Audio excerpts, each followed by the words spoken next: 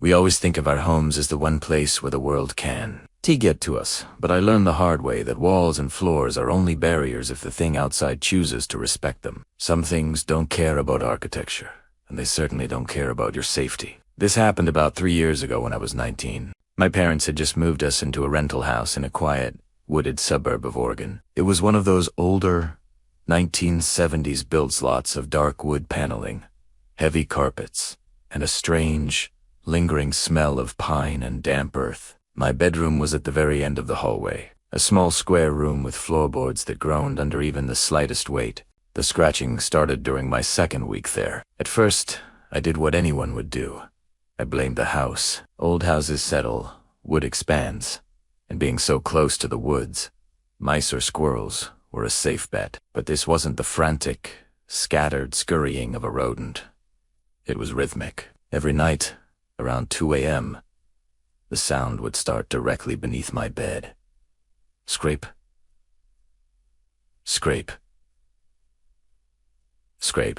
It sounded like a dry fingernail being dragged slowly across the underside of the oak planks. It would travel slowly, deliberately from the foot of my bed toward the headrest, then stop. I told my dad about it, but he was dismissive. He went outside with a flashlight and checked the perimeter, telling me the house was built on a solid concrete slab with no crawl space. There's literally nowhere for an animal to be. Maya, he told me. It's probably just the pipes vibrating against the wood. I wanted to believe him, but pipes don't have a rhythm. Pipes don't seem to react to your movements. One Tuesday night, the air in the room felt unusually heavy. The scratching began, but this time, it was louder, more aggressive. It felt like whatever was down there was trying to peel the wood away. I stayed perfectly still, my heart hammering against my ribs, until the sound stopped right next to my nightstand. I had been wearing a pair of small, silver hoop earrings that I'd taken off earlier. In my jittery state, I reached for my phone, and my hand brushed against one of the earrings. It skittered across the nightstand and fell. I watched, paralyzed, as it bounced once and disappeared perfectly into a narrow, dark gap between two warped floorboards. The room went deathly silent. Usually, I would have waited until morning, but the thought of that earring sitting in the dark with whatever was making those sounds was unbearable. I grabbed my phone, turned on the flashlight, and rolled onto my stomach. I pressed my face against the floor, squinting as I aimed the beam into the narrow crevice. The gap was barely half an inch wide, but it was deep. At first, all I saw was darkness and a few tufts of old insulation. Then, the light caught the glint of my silver earring. It was resting about 4 inches down. I reached for a coat hanger to fish it out, but as I adjusted the angle of my phone light, I saw something else. About 2 inches past the earring, there was a pale, milky white surface. I frowned, moving the light back and forth, trying to make sense of the texture. It looked like skin, but it was grayish and leathery, like something that had been submerged in water for too long. Then, the surface moved. A massive, lidless eye rolled into view. It was huge, far too large to be human, with a yellow, pinprick pupil that fixed directly onto mine. It didn't blink. It didn't flinch from the LED light. It just stared at me through that tiny crack in the wood with a look of starving intelligence. I didn't scream. My throat felt like it had been filled with wet sand. I scrambled backward, hitting my back against the opposite wall, my breath coming in jagged gasps. My mind raced back to what my dad had said. The house is built on a concrete slab. There is no crawl space. If there was no space under the floorboards, then that thing wasn't under the house. It was in the foundation. It was part of it. I sat there for what felt like hours, staring at the floor, waiting for the boards to splinter upward. But the scratching didn't resume. Instead, there was a new sound. It was faint to wet, sliding noise, like a heavy weight being dragged through mud. It moved away from the gap, heading toward the perimeter of my room. I followed the sound with my ears, my eyes glued to the baseboards. The sliding noise moved along the wall, past my desk, and then stopped abruptly. It had stopped right at the base of my closet door. A cold dread washed over me. The closet was the only part of the room with a built-in wooden floor that sat slightly higher than the rest. My breath hitched as I heard a soft click. The closet door, which I knew I had shut tight, began to creak open. I didn't stay to see what came out. Primera, bolted. I ran into the hallway, screaming for my parents, and didn't stop until I was in the bright, harsh light of the kitchen. My dad thought I'd had a night terror. He even went into my room to prove everything was fine. He found the closet door open and my earring gone, but the room was empty. He poked at the floorboards, but they were solid. To him, I was just a stressed-out teenager with an overactive imagination. We moved out 3 months later when the lease ended. My parents were happy to leave because of the dampness in the house. But I knew the truth. Every night, until we left, I slept on the sofa in the living room with every light in the house turned on. I still don't know what that thing was, or how it existed in a space that shouldn't have been there. But sometimes, when I'm in a quiet room and the house starts to settle, I don't hear the wood expanding. I hear that slow, rhythmic scrape, and I wonder if it has finally found its way into the walls of my new home. The most dangerous thing about a familiar voice is that you don't think twice before you follow it. I used to find comfort in the sounds of my own home, but now, silence is the only thing that makes me feel safe. This happened during the winter of my junior year. My parents had headed out for a Latiniversary dinner at a steakhouse about 40 minutes away, leaving me home alone with a stack of history notes and a frozen pizza. Our house is a colonial style, built in the late 90s, with a long, narrow hallway upstairs that leads to the bedrooms and a kitchen that sits directly beneath my own room. It was around 7:30 p.m. The house was dead quiet, save for the low hum of the refrigerator and the occasional whistle of the wind against my bedroom window. I was sitting at my desk, wearing my noise-canceling headphones, though I had the volume turned low so I could hear if the delivery guy showed up with the extra wings I de-ordered earlier. That's when I heard it. "Leo, dinner's ready. Honey, come on down." The voice was unmistakable. It had that specific, melodic lilt my mom gets when she's had a good day, clear, warm, and projecting from the bottom of the stairs. I frowned, sliding my headphones down around my neck. I looked at the digital clock on my bedside table, 7:32 p.m. They weren't supposed to be home until at least 9:30.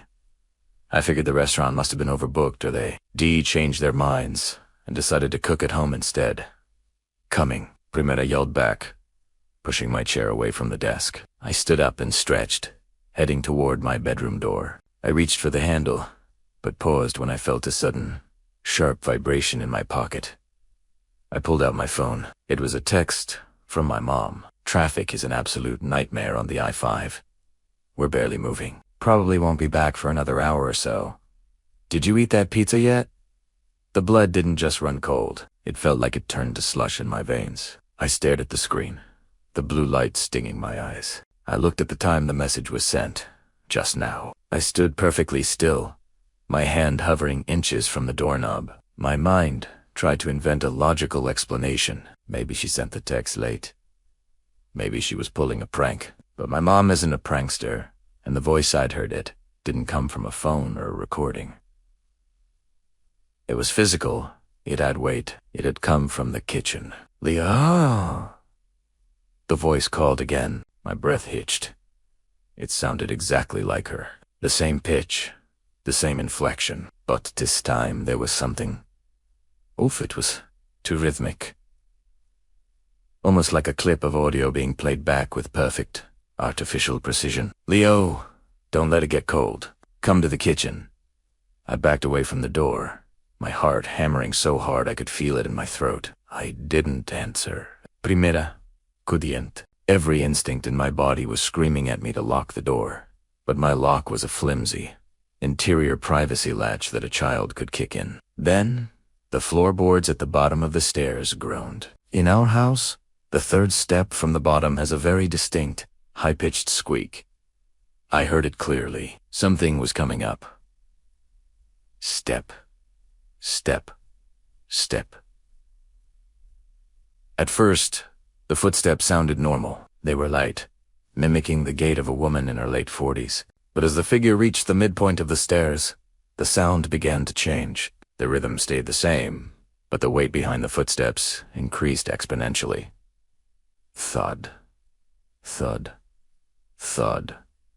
The house seemed to vibrate with each step. It sounded like someone was dropping bowling balls onto the wood. Yet the rhythm was still that of a person casually walking up the stairs. It was a terrifying disconnect, the sound of a human walk with the mass of something much, much larger. I scrambled toward my closet, tripping over my backpack in the dark. I shoved myself behind a row of hanging hoodies, pulling the closet door shut until only a tiny sliver of light from my bedroom remained. The heavy thudding reached the top of the landing. I watched the gap at the bottom of my bedroom door. The shadow that blocked the light wasn't the shape of a person. It was wide, impossibly wide and jagged. The doorknob turned. Click. The door creaked open slowly. From my position in the closet, I couldn't see the whole room, only the edge of the doorway. A hand reached in to grip the doorframe. It looked human at first glance, but the fingers were too long, the skin a dull, bruised purple, and the knuckles seemed to bend in directions that made my stomach churn. The thing stepped into the room. The floorboards beneath it didn't just creak. They screamed under the pressure. "Leo," the voice whispered. It was right there, feet away from my closet. The voice was still my mother's, but it was deeper now, vibrating with a wet, gurgling undertone, like someone speaking through a mouthful of broken glass. "I know you're in here, honey. Dinner is getting cold." The mom voice glitched on the last word, repeating Diddy's sound in a rapid-fire stutter. Diddy. Cold until it transitioned into a low, guttural hum that sounded like a hornet's nest. I pressed my hands over my mouth, tears blurring my vision. I was certain I was going to die. I watched through the crack as the shadow moved toward my bed, the massive weight of the creature causing my desk lamp to rattle. Then, the sound of a car pulled into the driveway downstairs. The headlights swept across my bedroom window, casting a bright, moving square of light across the walls. The creature froze. The low humming stopped instantly. In the sudden silence, I heard the muffled sound of the real garage door opening downstairs and my dad's muffled laugh. The thing in my room didn't panic. It didn't run. It simply turned and walked with those same, impossibly heavy thuds directly toward the far wall of my room, the one that connects to the attic crawl space. I heard a wet, tearing sound, a soft grunt, and then nothing. I stayed in that closet for 20 minutes until I heard my real mother, call my name from the foyer. I ran down those stairs so fast I nearly fell, collapsing into her arms in a sobbing heap. When the police arrived, they found nothing. No signs of forced entry, no footprints, nothing moved. But when they checked the attic crawl space, they found a small, circular patch on the drywall behind my dresser, where the paint had been dissolved by something highly acidic. We moved out a month later. My parents still think I had some kind of localized psychotic break brought on by stress, but I know what I heard. I know the difference between a mother's love and a predator's mask. I live in a high-rise apartment now. No stairs, no crawl spaces, and no roommates. But sometimes, when I'm getting ready for bed, I'll hear a voice from the hallway, a voice that sounds exactly like mine whispering my own name, waiting for me to open the door. We install security cameras to give ourselves a sense of control, a way to see the danger before it reaches us. But there is a specific kind of horror that comes with watching something approach your home in real time, knowing that the only thing between you and it is a thin sheet of glass and a digital signal that is about to fail. I've lived in my house for 3 years, and up until last month, I considered it my sanctuary. It's a modest, single-story home at the end of a cul-de-sac, surrounded by tall oaks that shield me from the streetlights. Being a bit of a tech enthusiast, one of the first things I did when I moved in was smart the place up. I have motion sensor lights, smart locks, and a high-definition doorbell camera that pings my phone whenever so much as a stray cat crosses the porch. For years, those pings were a nuisance, mostly Amazon deliveries or the neighbor's golden retriever. I grew used to the chirping sound of the notification, often clearing it without even looking. But on a Tuesday night in mid-November, the chirp sounded different. It felt hilly. It was exactly 3:04 a.m. I was in that deep, heavy sleep where your dreams are just starting to take shape when the vibration on my nightstand jolted me awake. I reached for my phone, squinting against the aggressive, clinical blue light of the screen. Notification. Person detected at front door. My heart skipped. At 3 a.m., there are no accidental visitors. I figured it was a porch pirate, or maybe a drunk neighbor stumbling to the wrong house. I tapped the notification, and the app began to buffer. The spinning circle on the screen felt like it was taking an eternity, my breath hitching in the silence of my bedroom. Then, the feed snapped into focus. The night vision was active, bathing my porch in a ghostly, monochromatic green. At first, I thought the camera was glitching. There was a shape standing directly in front of the lens, not 5 feet away, not on the steps, but right there inches from the glass. It was a person, or at least, it had the silhouette of one. It was tall, wearing a dark, oversized trench coat that seemed to swallow the light around it. But it wasn't the coat that made my blood turn to ice. It was the face. It was wearing a mask, but not a store-bought one. It looked like it had been fashioned out of some kind of thick, sun-bleached burlap, or perhaps crudely tanned leather. The eye holes were cut unevenly, and a jagged, vertical line of black twine was stitched where the mouth should be. It didn't look like a costume. It looked like a second skin that didn't quite fit. The figure was perfectly, unnervingly still. In the grainy 108 OP footage, I watched for any sign of movement, the rise and fall of a chest, the twitch of a finger, a blink. Nothing. It stood there like a statue, staring directly into the camera lens, with a fixed, empty intensity. I sat up in bed, my back against the headboard, my eyes darting toward my bedroom door. The front door was only 20 feet away. I could feel the cold air from the hallway creeping under the door crack. I reached for the talk button on the app, my thumb trembling. I wanted to yell, to tell them the police were on the way, to scream at them to get off my property. But before I could press it, the figure moved. It didn't turn to run. It leaned forward, slowly, deliberately. The mask filled the entire frame of my phone screen. I could see the texture of the burlap, the way the black twine was frayed at the edges. Behind the uneven eye holes, I couldn't see pupils, only a vast, hollow darkness that seemed to go back forever. A low, distorted sound began to come through the phone's speaker. It was the sound of the wind at first, but then it sharpened into a rhythmic, wet wheezing. The creature, I couldn't call it a man anymore, pressed its mouth against the microphone of the doorbell. Then it spoke. It wasn't a growl or a scream. It was a whisper, thin and raspy, like dry leaves skittering across pavement. But the clarity was undeniable. Benjamin Thomas Miller. My breath stopped. That is my full legal name. Not the name on my mail, not the name my friends use, but the name on my birth certificate and my deed. A name I haven't shared with anyone in this town. I can see you through the screen, Benjamin, the voice rasped, the twine on the mask shifting slightly. It's time to let me in. As soon as the last syllable left its mouth, the video feed began to tear. Horizontal lines of digital noise cut across the creature's face. The green night vision flared into a blinding white, and then, with a sharp, piercing pop from my phone's speaker, the screen went black. Status: camera offline. Check connection. I sat in the pitch black of my room, the silence now so absolute it felt physical. I realized I was holding my breath. I waited for the sound of the front door being kicked in. I waited for the glass to shatter.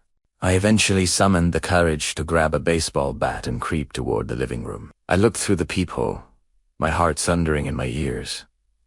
The porch was empty. The motion sensor lights hadn't even triggered. When I checked the camera logs the next morning, there was no recording of the event. The app showed a gap in the timeline from 3:04 a.m. to 3:07 a.m. Just 3 minutes of lost data.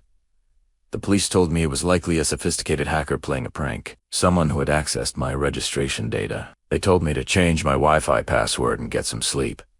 But they didn't see the mask. They didn't hear the wet, heavy sound of that whisper. And they didn't find what I found, tucked into the corner of the doorframe later that afternoon. It was a single, small piece of black twine, identical to the stitching on the mask, tied into a perfect hangman's knot. I've moved my bed into the living room now, so I can watch the front door with my own eyes. Because every night at 3:04 a.m., my phone vibrates. It doesn't show a notification anymore. It just displays 4 simple words on the lock screen. I am still here. Grief has a way of playing tricks on your mind, making you hear echoes of a life that isn't there anymore. But when those echoes start physically reaching into your home, you realize it isn't your memory haunting you. It Something that has been waiting for an opening. It had been exactly 8 days since I lost Bear. He was a 90-pound German Shepherd mix, a massive, protective presence who had been my constant companion for nearly a decade. The house felt dangerously empty without him. Every time I turned a corner, I expected to see him sprawled across the hardwood, or hear the rhythmic clack, clack, clack of his nails on the floor. Because Bear was so large, I'd had a custom, heavy-duty pet door installed in the back utility room that led out to the fenced-in yard. It was a sturdy thing, with a thick rubber flap and a sliding steel panel I could use to lock it at night. Since his passing, I hadn't had the heart to slide the locking panel into place. Leaving it open felt like keeping a tiny piece of his routine alive. That was my first mistake. The incident happened on a rainy Tuesday night. I was lying in bed, the kind of restless sleep where you're hyper-aware of every drop of water hitting the roof. Around 1:15 a.m., I heard a sound that made my heart stop. Flap thump. It was the unmistakable sound of the dog door. It was a heavy, magnetic flap, and it made a very specific metallic clink when it reseated itself. For a split second, my grief-stricken brain surged with a wave of relief. Bear's home, I thought. I actually started to smile, waiting to hear him shake his coat dry or trot into the bedroom to nudge my hand with his cold nose. Then, the weight of reality crashed down on me. Bear was gone. I'd picked up his ashes 3 days ago. I sat up, the sheets feeling suddenly like ice against my skin. The house was silent again, but the silence felt pressurized, like the air before a lightning strike. I told myself it was a stray maybe, a neighborhood dog or a particularly brave coyote looking for shelter from the rain. Then I heard it again. Scrape. Shove. Something was struggling to get through the opening. Bear used to have to wiggle his shoulders to get through, and whatever was outside was making that same rhythmic, straining sound. Ooh, ooh. A low, wet grunting accompanied the movement. It didn't sound like a dog. It sounded like someone trying to squeeze a heavy bag of wet mulch through a narrow gap. I grabbed the heavy mag light from my nightstand and crept out of bed. My bare feet felt the vibration of the floor. Something was definitely inside the utility room now. I moved through the dark hallway toward the kitchen, which looked out into the small utility area. I didn't turn on the lights. I didn't want whatever it was to know I was coming. As I reached the kitchen island, I could see the silhouette of the utility room door, which was slightly ajar. The sound of the rain outside was muffled, but through the gap in the door, I could hear a new sound. A scratching, a frantic, dexterous scratching. I rounded the corner and clicked on my flashlight. The beam cut through the dark, landing directly on the pet door. My breath hitched in my chest. The flap was being held open from the outside, but it wasn't a snout poking through. 2 hands had reached through the opening. They were oversized and possibly long, with a dull, ash-gray skin that looked tight and translucent, like it was stretched over bone. The fingers were spindly and tipped with thick, yellowed nails that were currently clawing at the interior frame of the door. I watched, paralyzed, as the right hand began to travel upward. It wasn't just aimless reaching. Those long, gray fingers were feeling along the wall, searching with terrifying intent. I realized with a jolt of pure adrenaline what it was looking for. It was feeling for the deadbolt on the main back door. The creature's arms were thin and hairless, disappearing into the darkness of the yard through the pet door. It was using the small opening as a gateway to unlock the large one. "Hey!" I finally managed to scream, my voice cracking with terror. The hands froze. For a long, agonizing second, everything went still. Then, the fingers slowly curled into fists against the doorframe. The wet, grunting sound I'd heard earlier started up again, but this time it was high. It sounded like a muffled, mocking imitation of a dog's whimper. I lunged forward, slamming my foot against the utility room door to close it. But the creature was faster. One of those gray hands shot out and wedged itself into the door crack, preventing it from shutting. The strength was immense. It felt like trying to push against a hydraulic press. I pounded on the hand with the heavy end of my maglite. Thwack thwack. The skin didn't bruise. It didn't even seem to feel pain. It just stayed there, fingers twitching, trying to gain a grip on the door to pull it open. Desperate, I grabbed the sliding steel locking panel for the pet door from the shelf nearby. I reached down and jammed it into the tracks, sliding it down with all my weight. There was a sickening, Wet crunch as the steel plate slammed down onto the creature's wrists. A sound erupted from the other side of the wall that I will never forget. It wasn't a bark, and it wasn't a human scream. It was a high-frequency, metallic screech that vibrated the very glass in the windows. The hands didn't retract. They stayed wedged under the steel plate for a heartbeat before they suddenly melted. That's the only way I can describe it. The gray flesh seemed to liquefy, sliding back through the narrow gap like oil, leaving nothing behind but a faint, copper-smelling slime on the floor. I didn't go outside. I backed into my kitchen, locked every door, and called the police. When they arrived, they found the yard empty. There were no footprints in the mud, which was impossible, given how much rain had fallen. The only evidence was the pet door. The heavy rubber flap had been shredded into ribbons, and the steel locking plate was bent, as if something with incredible strength had tried to pull it outward. I had the pet door professionally sealed with bricks and mortars the very next morning. I don't care about the resale value of the house. I just want the wall to be solid. But sometimes, late at night, when the house is quiet and the rain starts to fall, I hear a familiar sound. It's not the flap thump of the door anymore. Instead, it's a soft, rhythmic scratching coming from the other side of the bricks. Scrape, scrape, and then the soft whimper of a dog that I know is no longer alive, asking me to let him back in.